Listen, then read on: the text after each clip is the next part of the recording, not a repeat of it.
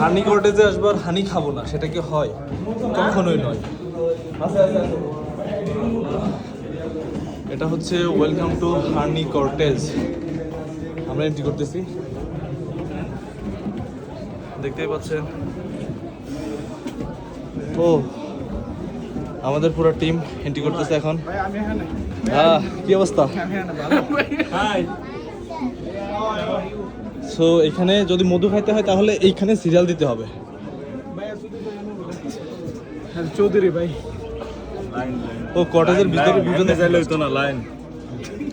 এখানে মধু খাইতে হলে এই একটু সাইড দেন দাদা, এক্সকিউজ মি। কি এর সাইড কি এর? লাইন। লাইন। আসলে আমরা দেখতে পাচ্ছি এখানে অনেক ভিড়, আর এটার মধ্যে লাইটিংটা অনেক জোস। পাশাপাশি আমরা মধুর টেস্ট করার জন্য অনেক বেশি আগ্রহী। সো ফ্রেশ মধু এখানে কিন্তু মধু, এখানে তরতাজা মধু কিন্তু টেস্ট করতেছে অনেকে। আমরা টেস্ট করব। হাইলে আবার না না না, থাক থাক। হ্যাঁ, তো ঠিক আছে গাইজ, এটাই আর কি, আপনি যেটা বুঝছেন। এখানে একটা নোটিশ দেওয়া আছে আমাদের জন্য। এখানে নোটিশে লিখছে